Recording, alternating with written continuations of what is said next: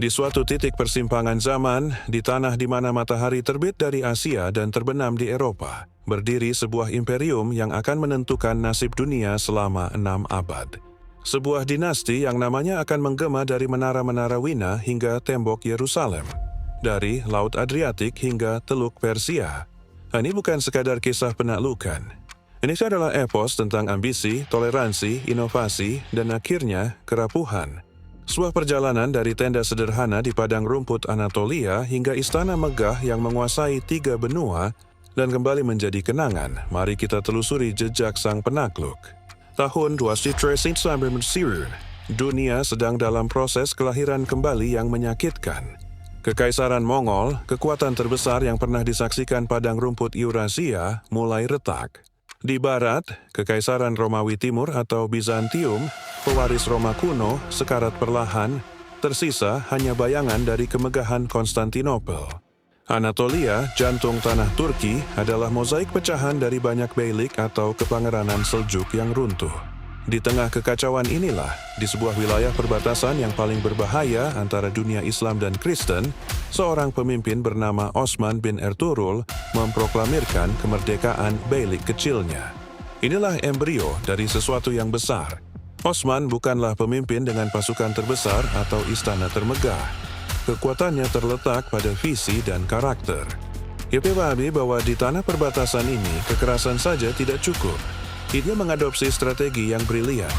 Asimilasi melalui insentif, bukan pemusnahan melalui teror.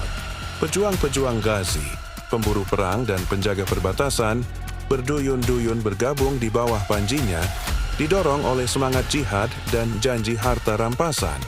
Yang lebih penting, penguasa lokal Kristen kecil seringkali lebih memilih untuk membayar upeti dan menjadi vasal yang dilindungi daripada dihadapkan pada pilihan antara pedang atau kematian. Osman menciptakan sistem di mana loyalitas dibeli dengan keamanan dan otonomi relatif. Fondasi untuk sebuah imperium kosmopolitan telah diletakkan. Tapi bagaimana menjaga loyalitas dalam sebuah negara yang terus membesar? Disinilah muncul inovasi paling radikal dan kontroversial Utsmaniyah, sistem devshirme, pengambilan pungutan anak. Secara berkala, petugas Utsmaniyah akan mengunjungi desa-desa Kristen di Balkan, mengambil anak lelaki yang cerdas dan sehat secara paksa. Proses ini memang kejam, tetapi tujuannya revolusioner. Anak-anak ini, yang terputus dari ikatan kesukuan dan keluarga, akan diislamkan dan dididik dengan sangat ketat di sekolah istana. Mereka menjadi kanvas kosong yang dicor menjadi bentuk ideal pelayan negara. Lulusan terbaik akan menjadi Janissary, Yenicheri, korps infanteri elit yang tak terkalahkan, setia hanya pada sultan. Yang lain akan menjadi gubernur, bendahara, bahkan Grand Vizir, Perdana Menteri.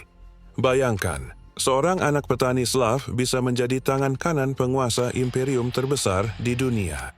Ini adalah mesin mobilitas sosial dan meritokrasi yang sangat canggih untuk masanya. Namun jalan menuju takdir tak pernah linear. Pada puncak ekspansi awal mereka, datanglah badai dari timur.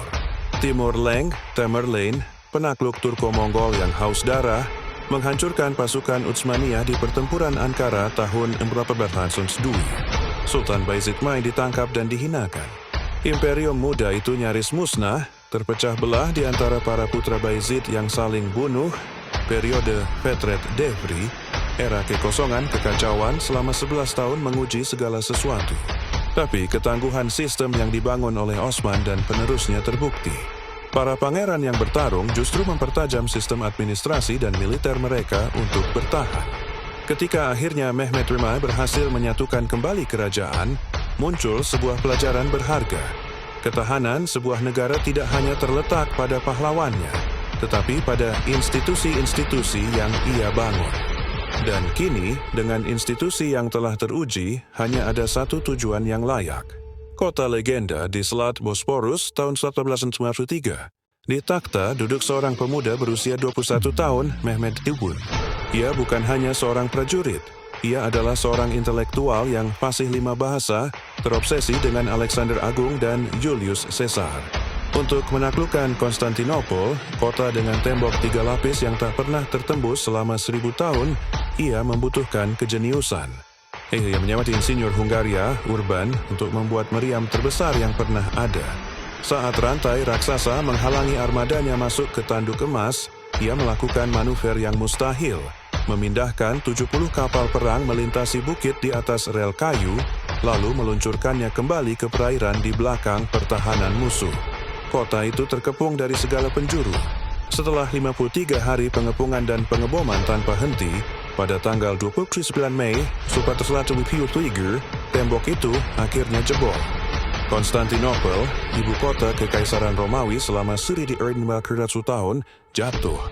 Kaisar terakhirnya gugur sebagai prajurit.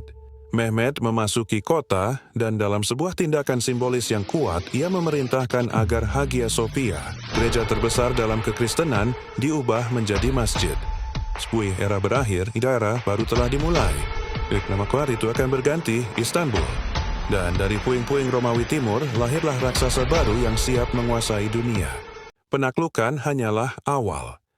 Mehmed sang penakluk segera menyadari bahwa untuk memerintah kota sebesar ini, ia harus membuatnya berdetak kembali. Ia memulai program pemukiman ulang yang masif, membawa keluarga Muslim, Kristen, dan Yahudi dari seluruh penjuru imperium untuk tinggal di ibu kota baru. Tujuannya jelas, menciptakan pusat ekonomi dan budaya yang hidup. Tetapi bagaimana mengatur keragaman yang begitu luas? Jawabannya adalah sistem millet. Millet berarti bangsa atau komunitas. Setiap kelompok agama besar, Ortodoks Yunani, di bawah Patriark, Armenia, dan Yahudi, diberi otonomi untuk mengatur urusan internalnya sendiri, hukum keluarga, pendidikan, dan peradilan agama. Mereka membayar pajak khusus, jizyah, tetapi dilindungi. Kebijakan ini bukanlah toleransi modern yang berdasarkan kesetaraan, tetapi pragmatisme jenius. Dengan memberi ruang, negara mengamankan loyalitas dan menstabilkan masyarakat. Istanbul pun tumbuh pesat, menjadi kota terbesar dan paling kosmopolitan di Eropa, magnet bagi pedagang, seniman, dan pengrajin dari seluruh dunia. Ekspansi berlanjut dengan kecepatan yang mencengangkan di bawah Selim İlhanlı sang Yavuz, yang tegas kejam. Dalam pemerintahan singkatnya yang penuh darah, 1920, ia mengalihkan pandangan ke timur. Ancaman terbesar adalah dinasti Syiah Safawiyah di Persia. Setelah menetralisir mereka, ia berbalik menghancurkan Kesultanan Mamluk yang telah berkuasa di Mesir dan Suriah selama berabad-abad. Dalam satu pertempuran menentukan di Marchdabik, artileri dan Janissary Utsmaniyah menghancurkan kavaleri Mamluk yang masih bergaya abad pertengahan. Penaklukan ini memiliki makna yang jauh melampaui wilayah. Dengan menguasai Mesir, ia mengendalikan jalur rempah. Dengan menguasai Hijaz, ia menjadi pelindung kota suci Mekah dan Madinah. Legitimasi politiknya kini bertransformasi. Khalifah Abbasiyah terakhir di Kairo secara simbolis menyerahkan gelarnya kepada Selim. Meski klaim ini diperdebatkan, sejak saat itu Sultan Utsmaniyah mengklaim diri sebagai khalifah, pemimpin seluruh umat Islam Sunni di dunia. Imperium kini memiliki dua jiwa, kerajaan penakluk sekuler dan pusat kekhalifahan Islam. Dan sampailah kita pada titik zenith, puncak segala puncak, Sulaiman bin Salim. Di barat, ia dikenal sebagai Sang Megah, The Magnificent, simbol kekuatan dan kemewahan yang menakutkan. Di dalam negerinya, ia dipanggil Kanuni, Sang Legislator, penghormatan atas kodifikasi hukumnya yang adil dan komprehensif. Masa pemerintahannya, 2020, adalah simfoni kekuasaan yang hampir sempurna. Angkatan lautnya di bawah Barbarossa Hayreddin Pasha menguasai Mediterania. Pasukannya menaklukkan Beograd, Rhodes, dan pada 1526 menghancurkan kerajaan Hungaria di pertempuran Mohacs. Itu gerbang Eropa Tengah terbuka. Wina dikepung di 1329, mengirim gelombang ketakutan ke seluruh Kristen Eropa. Namun Sulaiman bukan hanya seorang panglima. Itu adalah penyair, penjaga seni, dan penguasa yang adil. Pemerintahannya mewakili keseimbangan antara kekuatan militer yang tak terbendung, hukum yang teratur, dan perlindungan terhadap seni budaya. Sebuah peradaban diukur dari monumen yang ditinggalkannya. Dan Utsmaniyah di bawah Sulaiman memiliki arsitek jeniusnya sendiri. Minar Sinan, mantan peri Raja Nisari yang menjadi kepala arsitek kekaisaran. Karyanya, Masjid Sulaimaniye, lebih dari sekadar rumah ibadah. Ia adalah pernyataan filosofis dalam batu. Kompleksnya mencakup sekolah, rumah sakit, dapur umum, dan pemandian. Ini adalah manifestasi dari negara kesejahteraan Islam, di mana Sultan sebagai pemimpin bertanggung jawab atas semua kebutuhan rakyatnya. Sejak hidup di Menara Gading, ia meresap dalam kehidupan, dari puisi di istana, musik klasik di kamar khusus, hingga keramik. Isnik yang menghiasi rumah-rumah Utsmaniyah pada puncaknya bukan hanya sebuah imperium militer, ia adalah sebuah peradaban yang lengkap dengan estetika dan etikanya sendiri. Rahasia keberlangsungan imperium besar ini bukanlah kekuatan kasar, tetapi sebuah mesin administrasi yang sangat kompleks dan efisien. Mari kita uraikan. 1. Pusat, Istanbul. Sultan adalah sumber segala otoritas. Di bawahnya, Wazir Agung, Sadrazam, menjalankan pemerintahan sehari-hari bersama Dewan Menteri.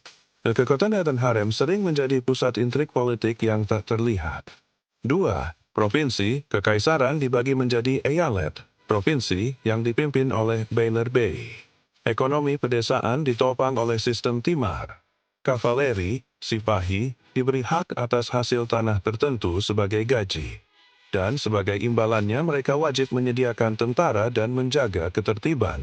Sistem ini menciptakan kelas militer landed gentry yang tersebar dan loyal. Masyarakat. Sistem millet mengatur kehidupan non-muslim, mengurangi friksi dan beban administrasi negara. Inilah Nizam Alem, tatanan dunia.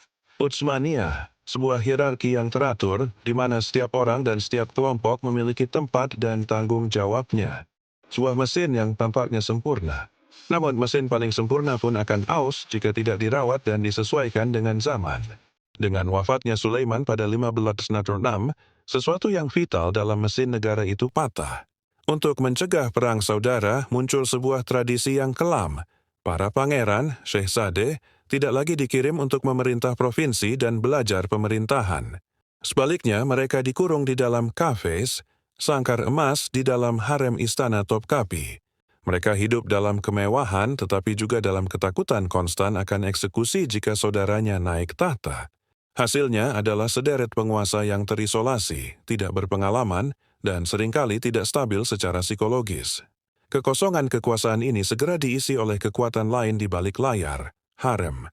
Para Valide Sultan, Ibu Suri, dan Haseki Sultan, selir utama, menjadi politisi ulung yang mengendalikan jaringan patronase, menentukan pengangkatan Grand Vizir, dan membentuk kebijakan. Periode ini dikenal sebagai Kesultanan Wanita. Meski beberapa di antaranya cakap, sistem ini mengikis legitimasi publik dan menciptakan pemerintahan bayangan yang tidak transparan. Sementara pimpinan melemah, pilar militer negara juga membusuh. Korps Janissary, yang dulu adalah mesin perang disiplin yang dibentuk dari Devshirme, mulai mempertahankan hak istimewa mereka secara turun-temurun. Mereka menikah, berdagang, dan kehilangan keahlian militer. Kekuatan mereka bukan lagi pada medan perang, tetapi pada kemampuan mereka untuk memberontak dan menggulingkan sultan. Mereka menjadi konservatif paling reaktif, menentang habis-habisan setiap upaya reformasi militer, seperti adopsi senapan model baru atau taktik Eropa, karena takut hak istimewa mereka terganggu. Janissary, yang dulunya tulang punggung negara, kini berubah menjadi tumor ganas yang menggerogoti kemampuan negara untuk beradaptasi. Guncangan datang bukan hanya dari dalam, tetapi dari penjuru dunia yang tak terduga. Penemuan dunia baru, Amerika, oleh Eropa membanjiri pasar dunia dengan emas dan perak murah. Inflasi besar-besaran melanda Eropa dan Timur Tengah, merusak ekonomi Utsmaniyah yang kaku. Lebih fatal lagi, penemuan rute laut mengelilingi Afrika oleh Portugis memotong jalur perdagangan rempah-rempah tradisional yang melalui wilayah Utsmaniyah. Istanbul perlahan kehilangan perannya sebagai jembatan perdagangan dunia. Sementara negara-negara Eropa mengembangkan kapitalisme, perbankan, dan perusahaan saham gabungan, ekonomi Utsmaniyah tetap terbelenggu oleh tradisi, regulasi ketat gilda, dan pandangan yang curiga terhadap akumulasi kekayaan pribadi. Negara mulai terjebak dalam utang, meminjam dari para bankir dalam negeri dan kemudian asing. Tanda-tanda kelemahan militer mulai terbuka. Pada Lipsurat 71 di Lepanto, armada laut Utsmaniyah yang dianggap tak terkalahkan, dihancurkan oleh armada gabungan Kristen. Meski armada mereka dapat dibangun kembali dengan cepat, mitos ketak terkalahan itu mulai retak. Pukulan psikologis yang lebih besar datang lebih dari seabad kemudian. Pada Nas 1943, pasukan Utsmaniyah di bawah Kara Mustafa Pasha untuk kedua kalinya mengepung Wina. Kali ini hampir berhasil. Namun, kedatangan bala bantuan Polandia yang dipimpin Raja Jan Sobieski mengubah segalanya. Kekalahan telak ini bukan sekadar kegagalan militer. Yang inti adalah titik balik psikologis dan geopolitik. Eropa menyadari bahwa orang sakit itu bisa dikalahkan. Ekspansi Utsmaniyah ke Eropa berakhir selamanya. Konsekuensi langsung dari kekalahan di Wina adalah Perjanjian Karlowitz tahun 1999. Untuk pertama kalinya dalam sejarahnya, Kesultanan Utsmaniyah dipaksa untuk menandatangani perjanjian damai bukan sebagai pihak pemenang yang menentukan syarat, tetapi sebagai pihak yang kalah yang harus menyerahkan wilayah, Hungaria, Podolia, dan sebagian besar Balkan lepas. Ini adalah trauma nasional yang mendalam. Perjanjian ini secara resmi mengakhiri mitos keunggulan Utsmaniyah dan menandai dimulainya era baru, era pertahanan, bukan ekspansi. Imperium kini terkepung, harus berdiplomasi di dunia di mana hukum internasional mulai ditentukan oleh negara-negara Eropa. Sadar akan ketertinggalan, beberapa sultan visioner mencoba reformasi. Selim III berkuasa 17 September 1907 adalah yang paling serius. Ia menciptakan Nizam Jadid, tatanan baru, sebuah korps militer baru yang dilatih dan dipersenjatai secara modern, terpisah dari Janissary. Kita juga membuka kedutaan permanen di ibu kota Eropa untuk mempelajari musuh. Namun, setiap langkah maju ditentang habis-habisan oleh gabungan kepentingan yang mapan. Janissary, ulama konservatif, dan pejabat korup. Pada 1807, pemberontakan pecah. Selim III digulingkan dan akhirnya dibunuh. Reformasi yang datang dari atas, tanpa dukungan institusi yang luas, terbukti rapuh. Namun, benih perubahan telah ditabur. Pertarungan antara yang lama dan yang baru akan menentukan abad berikutnya. Abad ke-19 dibuka dengan sebuah julukan yang menghina, The Sick Man of Europe, orang sakit Eropa. Julukan yang dicetuskan oleh Tsar Rusia ini dengan sempurna menangkap persepsi dunia. Sebuah raksasa yang sekarat, yang hanya menunggu waktu untuk dihabisi oleh negara-negara Eropa yang kuat. Dan ancaman itu nyata. Nasionalisme, ide baru yang mematikan yang lahir dari revolusi Prancis, telah menyebar seperti virus. Ide bahwa sebuah negara harus berdasarkan pada kesatuan bahasa, budaya, dan sejarah, bukan loyalitas kepada seorang sultan atau dinasti, adalah racun bagi imperium multi-etnis seperti Utsmaniyah. Yunani memberontak pada 1831, dan setelah perjuangan berdarah, merdeka pada 1830 dengan campur tangan kekuatan Eropa. Serbia, Rumania, Bulgaria menyusul. Setiap pemberontakan dipadamkan dengan kekerasan yang justru menarik perhatian dan intervensi negara-negara Eropa yang memanfaatkan situasi untuk melemahkan Istanbul. Imperium kehilangan jantung Eropanya, wilayah yang paling makmur dan berpenduduk padat.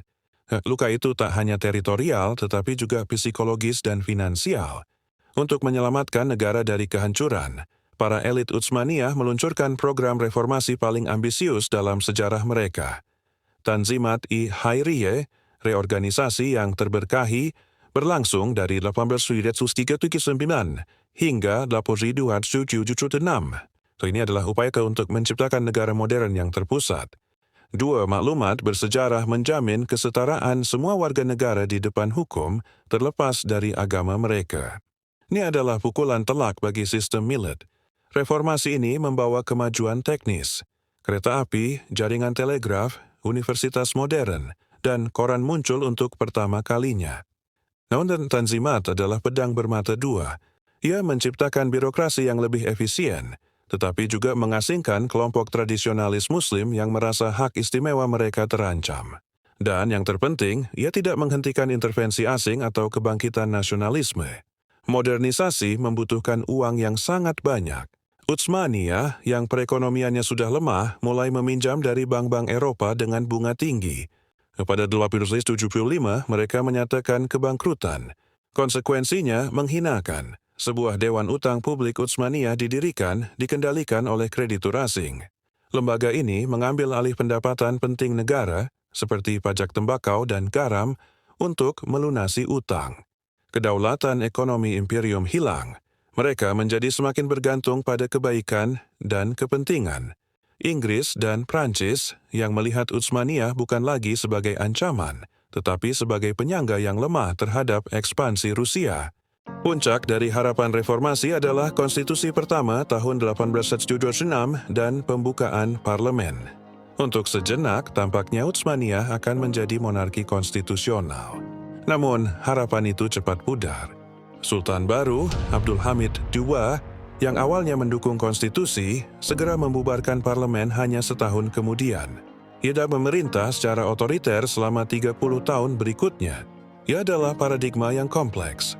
Seorang modernis yang membangun jaringan kereta api Hejaz dan sekolah-sekolah, tetapi juga seorang paranoid yang membangun jaringan mata-mata terbesar di dunia, menekan kebebasan pers, dan memanfaatkan pan-Islamisme untuk mengkonsolidasikan kekuasaannya. Masa pemerintahannya adalah kesenjangan antara modernisasi teknis dan pembekuan politik. Tekanan untuk perubahan akhirnya meledak pada 1901. Sekelompok perwira dan intelektual yang dikenal sebagai Turki Muda, Komite Persatuan dan Kemajuan, melancarkan revolusi dan memaksa Abdul Hamid II memulihkan konstitusi. Saat itu adalah momen euforia terakhir imperium. Orang-orang dari semua latar berharap pada kebebasan, kesetaraan, keadilan, persaudaraan. Dan harapan itu cepat berubah menjadi kekecewaan. Para pemimpin Turki muda, terutama triumvirat Enver, Cemal, dan Talat Pasha, ternyata nasionalis yang radikal dan militeristik. Mereka percaya pada sentralisasi kekuasaan dan turkifikasi imperium, sebuah kebijakan yang mengasingkan bangsa Arab dan minoritas lainnya. Mereka mengambil alih kendali dengan kudeta dan membawa imperium menuju malapetaka terbesarnya. Malapetaka pertama datang hampir seketika. Pada 1912 hingga 1913, dalam Perang Balkan, koalisi negara-negara Balkan yang baru merdeka menyerang Utsmaniyah secara bersamaan. Hasilnya adalah kekalahan yang memalukan dan hampir total. Hampir semua wilayah Eropa hilang, hanya menyisakan sedikit wilayah sekitar Istanbul. Gelombang pengungsi Muslim, muhajir, yang melarikan diri dari kekejaman perang membanjiri Anatolia, menciptakan krisis kemanusiaan dan kebencian etnis yang mendalam. Kekalahan ini mempermalukan rezim Turki muda dan membuat mereka semakin nekat untuk membuktikan kekuatan mereka. Terpojok dan mencari sekutu yang kuat, para pemimpin Turki muda membuat keputusan fatal.